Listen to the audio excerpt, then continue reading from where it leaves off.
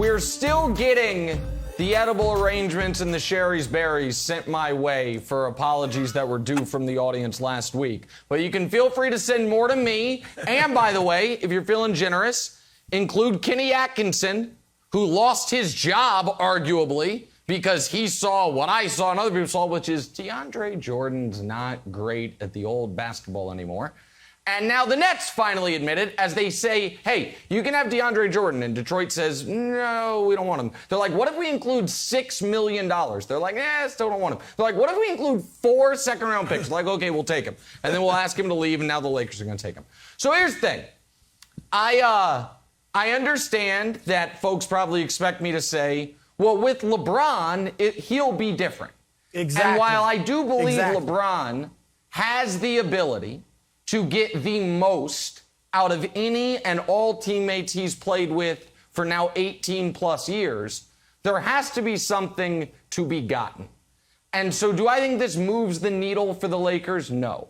Do I think DeAndre Jordan can possibly play a similar role to the one JaVale McGee played when they won the title? Sure. But that is like your 11th man, your second or third center, not including Anthony Davis, who really should be your center. So, no, my feelings on DeAndre Jordan have been very consistent, and now the Nets have finally caught up over the last couple of years. He's not the guy that he once was. He is no longer – he used to – remember when Doc Broussard was like, he should be Defensive Player of the Year. But now he actually kind of hurts you on that end because of his inability to guard the perimeter and switches. So, no, I don't think it hurts the Lakers' chances of winning a ring. I don't think he's a net negative. He can be your 12th man. Who cares? But I certainly don't think it helps them or it's a needle mover for the Los Angeles Lakers. Props, Nick. That was a rare case of objectivity. That was excellent. Excellent points. Rare. I agree with you on that. That's all I do I'm is give shocked. objective I takes. thought you were gonna sing the praises of this move. All right. And I'm lukewarm on this. Okay? I mean, I'll feel no differently about the Lakers once they sign DeAndre Jordan than I felt a week ago. I mean, it's an inconsequential move. Okay? Here's how much DeAndre Jordan has left. The Brooklyn Nets, who could use size, who could use rim protection, and DeAndre Jordan is very tight with Kevin Durant, Kyrie Irving, and they let him go. So to expect him to do anything for the Lakers, you know, like Nick said, he might come in here and give you a moment or two. Maybe even in a big game. It's possible. I expect those big man minutes off the bench to go to Dwight Howard. There's talk that they're going to get rid of Marc Gasol. I actually would like them to keep Marc Gasol because I think there will be times where his ability as a stretch 5 will come into play, and they could use him to open up the floor for LeBron and Westbrook. But also, Anthony Davis is going to be at the 5 a lot, especially in big moments. So DeAndre, it's fine. Doesn't really change anything. But I think overall, Wilds, it's an inconsequential move. Broussard, my answer is hurt, but it's not a DeAndre Jordan, performance thing. It's the fact that the Nets let him go. And to me, that is a sign that the Nets are more focused on winning this year. The idea that it was like, hey, Kyrie, KD, DeAndre Jordan, we're going to be like the super friends. And Steve Nash and Nick Wright were like, I don't know if he should start. And there was these reports that he was kind of like the players wanted him to start. And he started. Eventually he started getting some DNP CDs.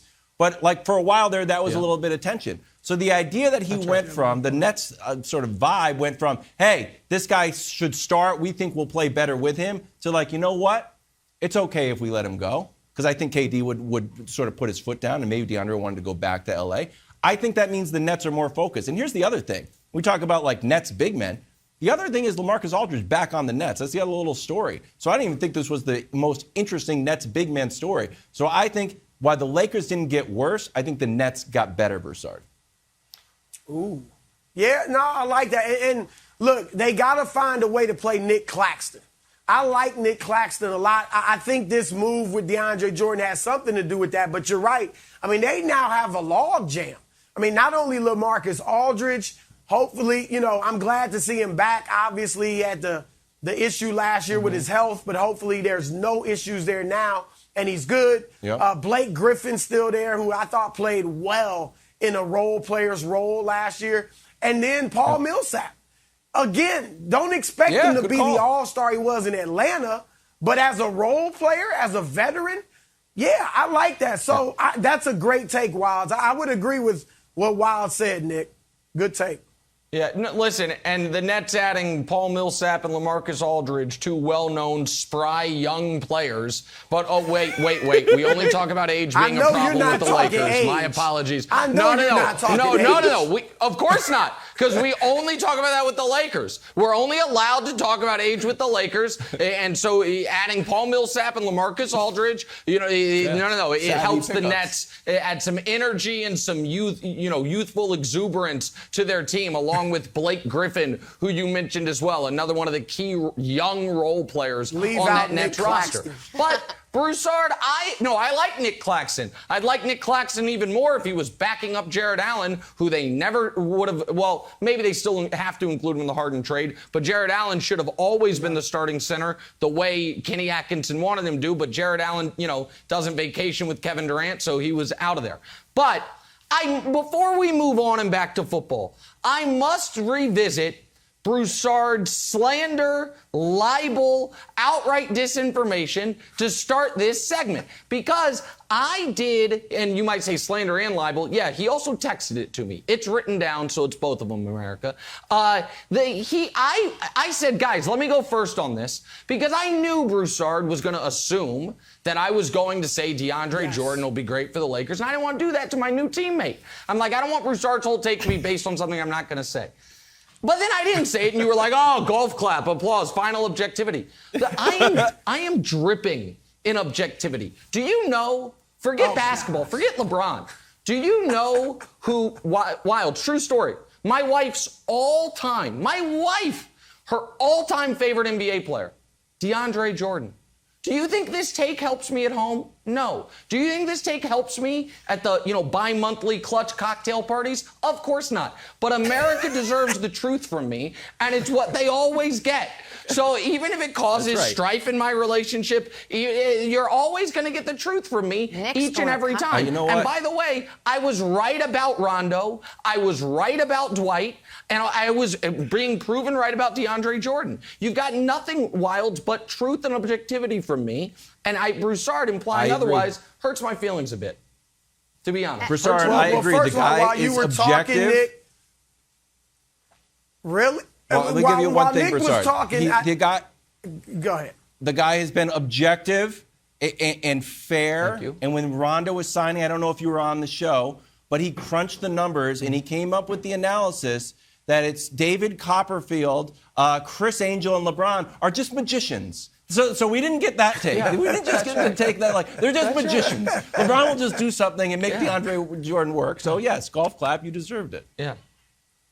Thank you. And Nick, while you were talking, I got a text from a source. The Lakers are about to sign Kevin Garnett.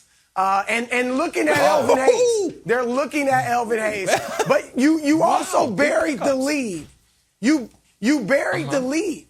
How in the world is your wife's favorite player DeAndre Jordan? I've never understood it. Not Blake Griffin, I don't know. not It's a Chris bizarre Paul. thing. Not even it's a weird thing. Okay. It does have to do with those Lob City Clippers. I don't know. It's a weird thing. You'd have to ask her about it.